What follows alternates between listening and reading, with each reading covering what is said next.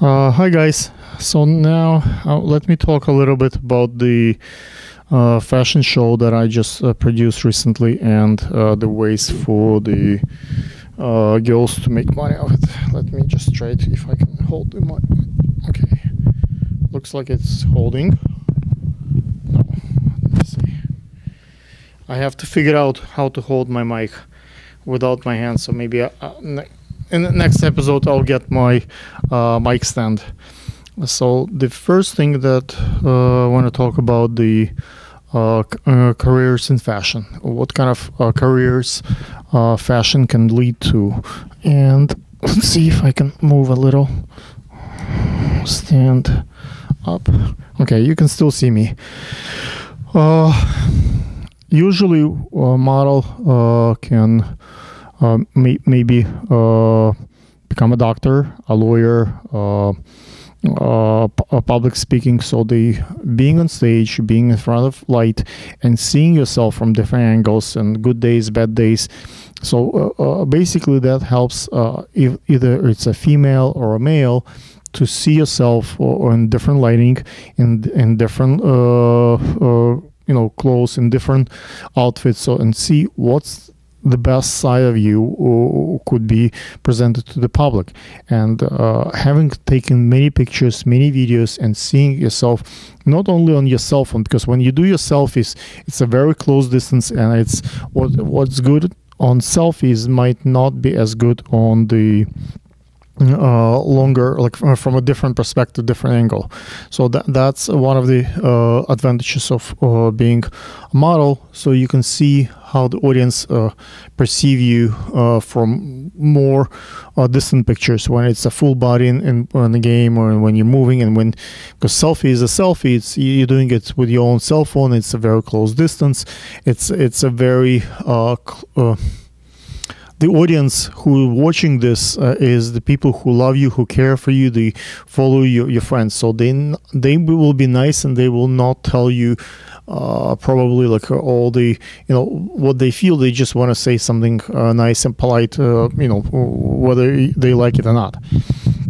But when you do modeling, you get strangers, you get people who might hate you, who might compete with you, and that might help you to toughen your skin and understand that kind of being on your own, and how the world runs. As probably you know, a world is competition, and people fight for the jobs, for the food, for husbands, for wives, for the family, and it's like in Animal Kingdom. People want to have the best spot under the sun. So modeling is a quintessence of that, and it gives you ability to practice in kind of safe environment. Yes, it's hurtful when someone say, "Oh, you're fat," or "You don't know how to walk," or "You don't have the looks." But those likes, those views, those producers who might like you or might not, it kind of prepares you for the real challenges in life, when stakes are much more higher, when it's a question of having the best husband you can get, having the best job you can have, having building a career. So there are cases when I see that models take that and experience on a runway and apply it in a family life, and see how their husband sees them, or boyfriend. If they see that everybody loves them, they kind of folks who would maybe low self-esteem might build it up. People who have way too high self-esteem might realize that they're just normal human beings, and they're not a diva, and they can kind of get from the heaven, from the crowds to the ground, and help them to see the life as it is, rather than just in rosy colors. Another perspective for the modeling applications in real life could be perhaps ability to build a platform. The more followers you have, the more media attention, the more people listen to you, people watch you. You can move the causes that you care about towards the the direction that you care, whether it's a charity or whether it's a business, whether it's like a sponsor, so influencer and stuff. Many models produce additional income for themselves by being influential, and they don't even need a photographer at some point. They can just take pictures of themselves on cell phone, post it, and if that helps to move the sponsor, whether it's a drink or a watch or a dress or a particular item, and girls and guys can get paid for that, and that's a fair income that a model can use during her time in college, or additional income for her kids and family if she's already in the regular workforce.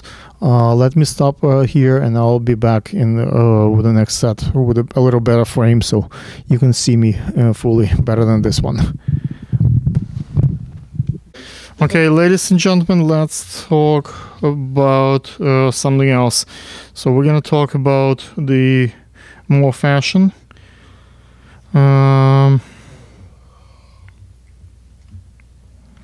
Okay. Hi guys, in this video I'm gonna talk about the aspects of how fashion can help in life, and let's talk about the application of fashion in everyday life.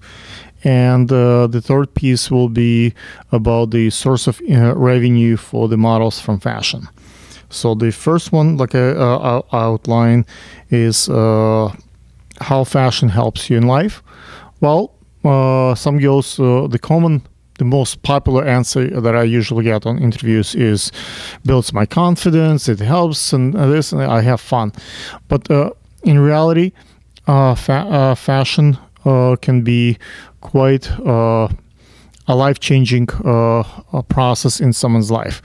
Not only it can help you to see yourself from the side, but it's also can bring careers like being a host of TV show, or like a TV personality, or like meeting interesting people, because people in fashion, usually it's expensive hobby, so there is a lot of folks who comes from means, wealthy folks, and by being in fashion and being beautiful and being stylish, it can build those connections with the people who have money power that can lead to jobs that are not open to public, but in the personal and family businesses.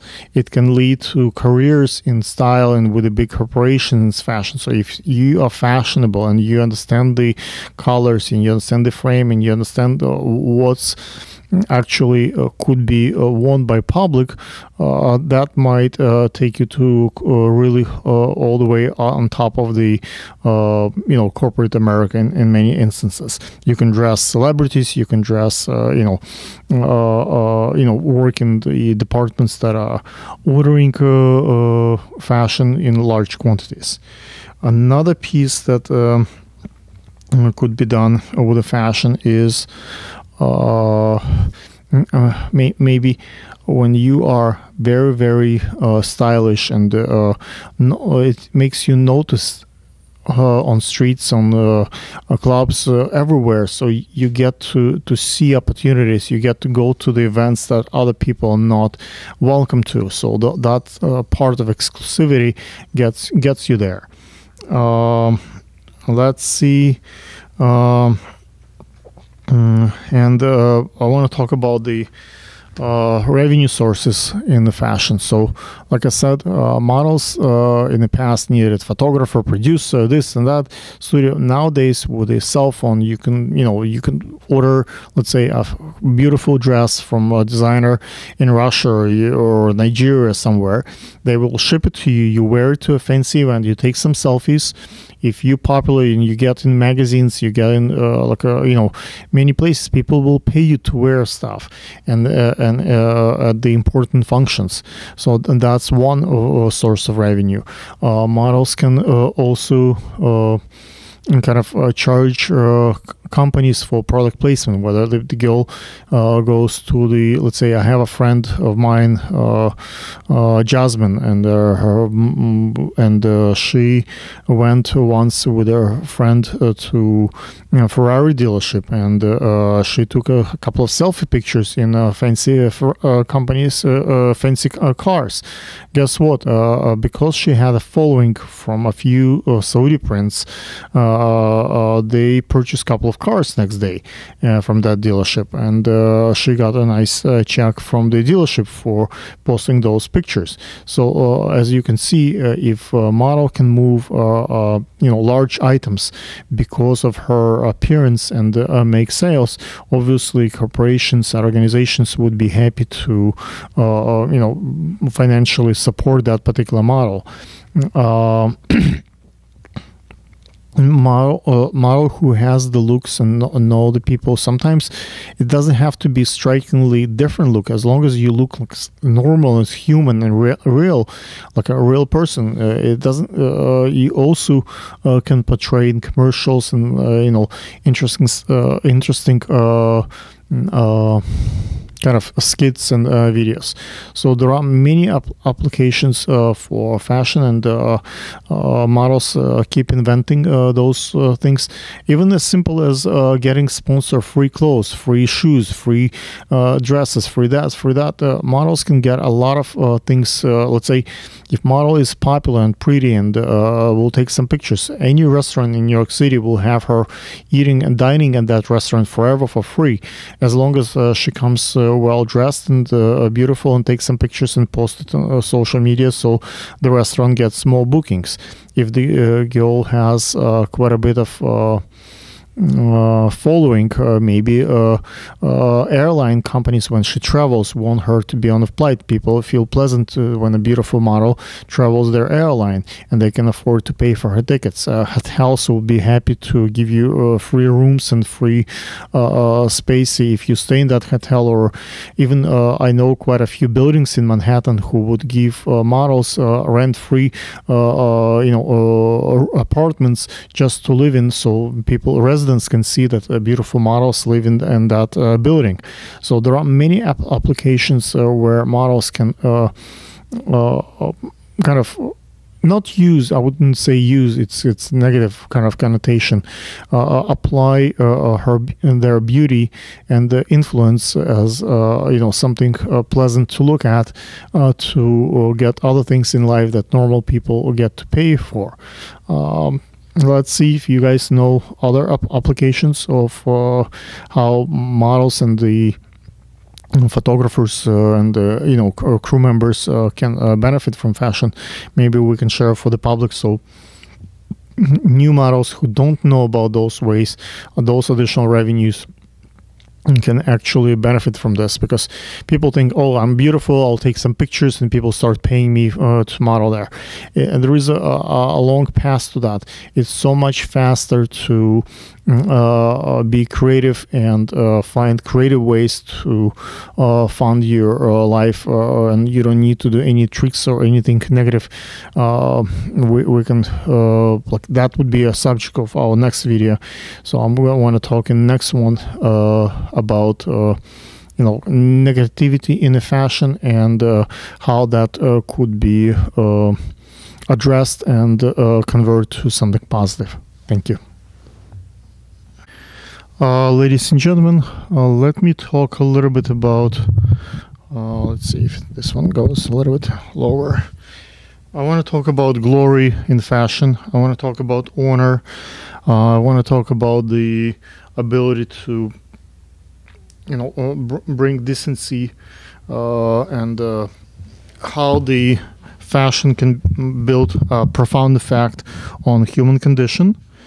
And another subject of this video will be transformational power of fashion. So let's start with the honor and ability.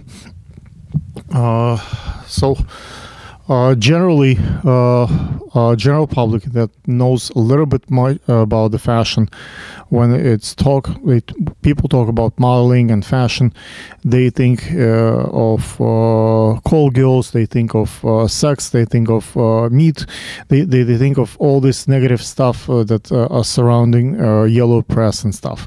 In the reality, high fashion and strike for beauty and has quite a noble and honorable desire. Young girls from young age want to be beautiful. They want to be princesses. They want to be, on that runway. They want those lights. They want attention. But in all that noble and honorable condition, it's not about sex. When the 10-year-old girl thinks it's beautiful, she doesn't think of anything bad. She thinks of beauty. So we want to preserve that piece. What happened is, in reality, many of those productions, as you see a lot of in advertisement, they use teenagers, like 12, 15-year-old girls in advertisement, because they don't have to pay them much, or their parents pay for their bills. The models who are like 21 and 25-year-old, they went through so many photo shoots and stuff, they want to get paid, and they don't want to do free stuff. They need to earn a living. But young girls who are like 15 to 16, they look pretty, they fresh, but because they live with their family and parents, and they don't know the ruthless part of the industry, they just do a lot of shoots for free, and that's how they end up in the magazines. And once they build that portfolio, once they build that reputation, they realize that it's not that many paid gigs after that. So, but it's still a lot of us do that for the love of fashion, for the love of the game, for the love of beauty. So let me go to the next point on this video, which is the glory in fashion. Yes, we want to, leave something for our grandchildren. So when the girl becomes like a grandmother, she still want to see her pictures when she's beautiful. It's if you saw that famous movie Titanic, that old lady, which is like 100 years old, and she showed her drawing when she was 16 years old, 18 years old, to her granddaughter. That's something. Granddaughter. That's something that preserve in the generations. With social media nowadays, I'm sure even 100, 200 years from now, those pictures might have a life if properly stored. So the next generation can see what are their predecessors look like, and walked and spoke. So those things are really, really important for the living a legacy. Profound effect on the human condition. So we'll have a couple of models later today talk about those subjects. So they're getting ready and prepared for the conversation on the subject. And how that transformational power of fashion? Well, someone who has very little confidence can gain some. Someone who has overconfidence might come to their senses. Someone who is looking to additional income can have consistent gigs on the side. For example, as many photographers and filmmakers try to have gigs and get paid filming fashion, which is almost impossible. People think that you have to be just grateful to be there and film there, so they don't pay them much. But if they find sponsors and people who move their brands, and they film the model or the subject and the garment and give it to the company. If it's early stage and they don't know what's what, they might get paid. So there are ways for the many parties in that equation, whether it's a filmmaker or a model or production company, to earn a living in fashion. You just have to be creative, not only how you frame your shot, but also how do you build your revenue sources. Let's talk about that in the next piece here. Ladies and gentlemen, as you can see, a beautiful lady on my right. Her name is V, and she does paintings that I'm gonna show to you in a second. Yeah, okay. Can you see yourself in? Yeah. Okay, that's her first piece that we're gonna show to you. That one doesn't have a name, and maybe you can talk about it. It's a little bit too provocative. It shows like a lot of body parts, so it's very open. And this one is a little bit more. Can you see it? What's the name of this one? Adam and Eve. Adam and Eve. Okay, so you can see this one. So as you can see, she has some experience painting, and V does painting for professionally in a gallery, It's like art studio. art studios for Madison, and she does work on her own. Can you talk a little bit about your story?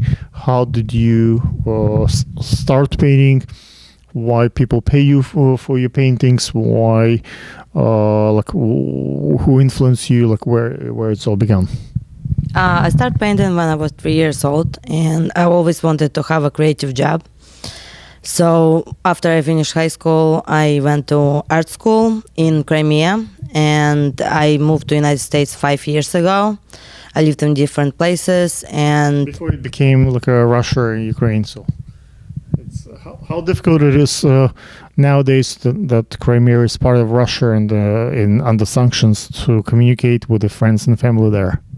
it's not hard to communicate. It's fine. I mean, my home city is not in Crimea. I just was studying there. But I would rather not talk about my opinion on Okay, Crimean situation. Let's leave the politics out of the this. So go back to the what influenced you.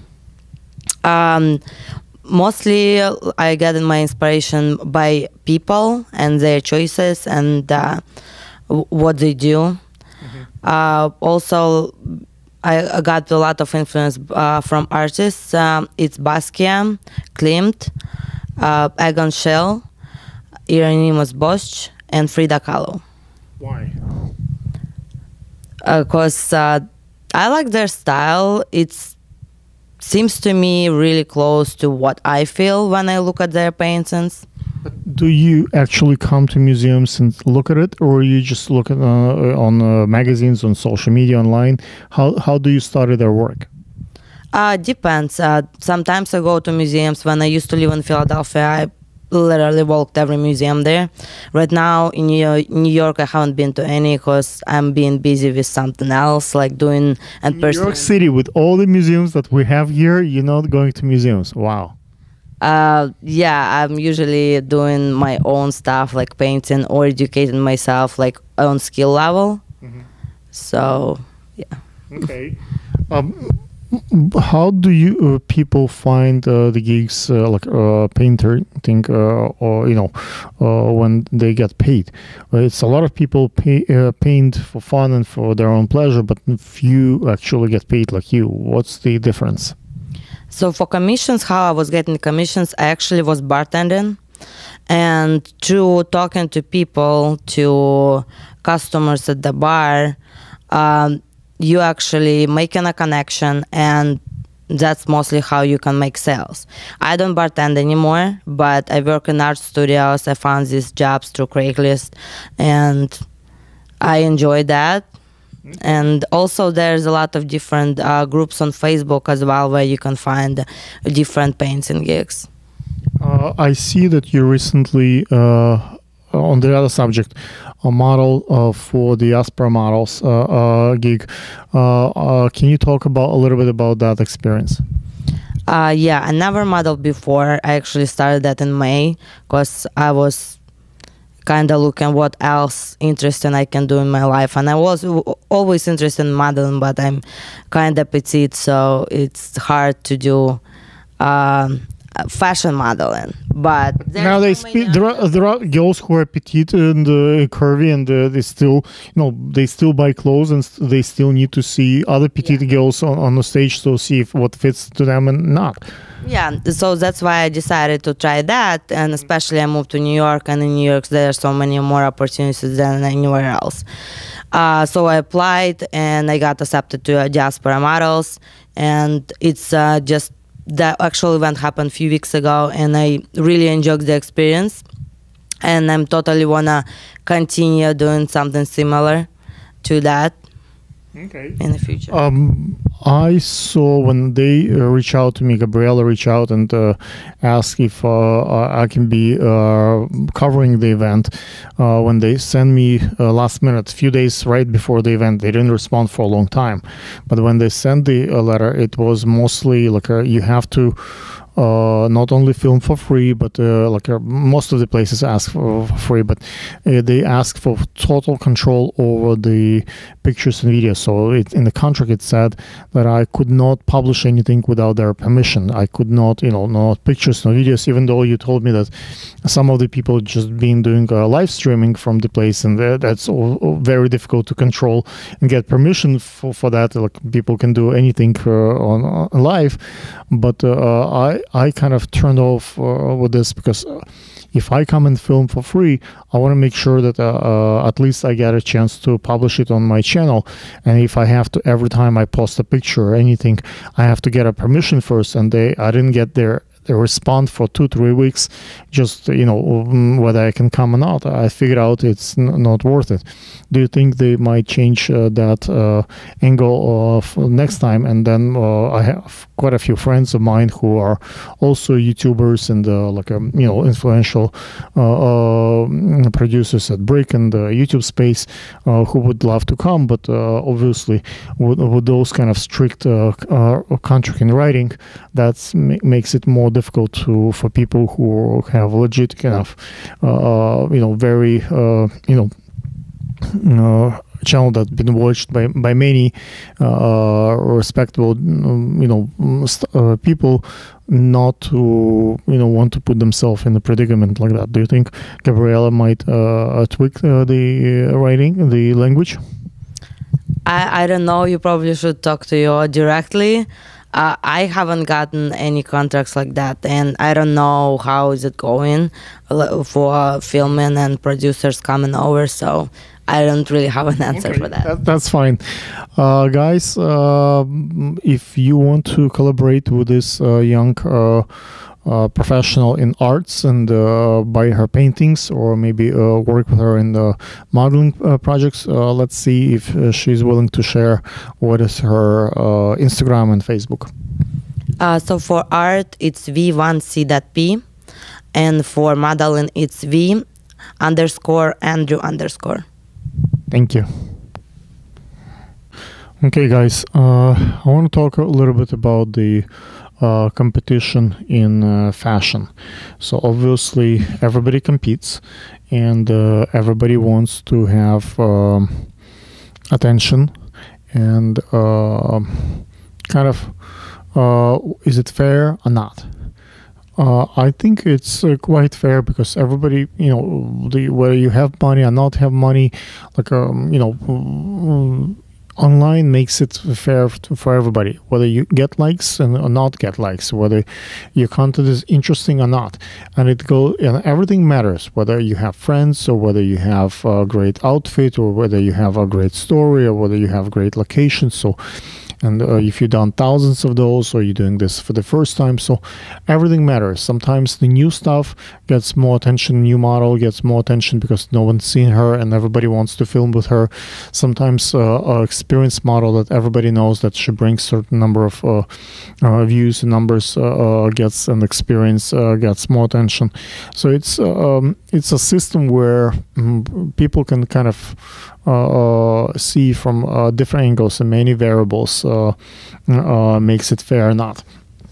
Why someone who is extremely wealthy and put a lot of money into this should be on the same pedestal as someone who has no money whatsoever.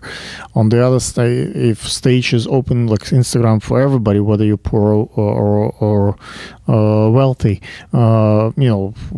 people use pretty much the same cell phones, pretty much same light and microphones. So the question is how great is and how important what you do. Some people promote their stuff, some people don't.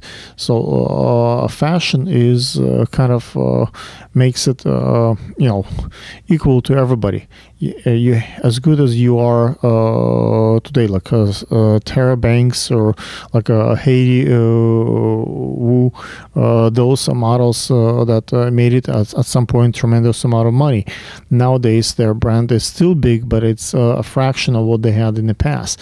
So they are no longer 20-year-old girls, and so the spotlight keep moving. Fashion never ends. So the competition is every day. So there is new faces, there is new techniques, and there is a new look. So I think it's the fashion kind of mimics biology and life in that sense. So hopefully, maybe you will agree with me or not. Let me know what you think. Thank you.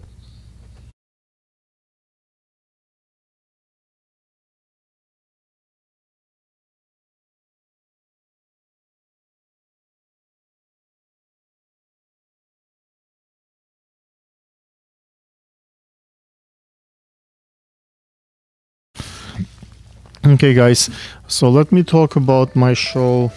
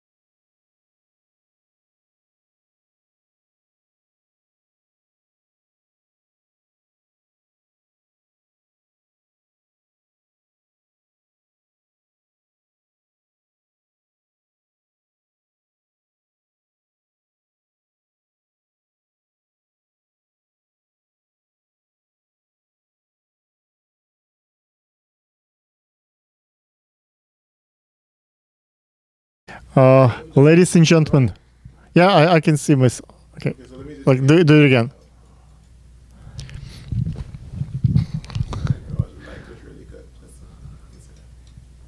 Off and light. No, do it again. Turn it off and turn on.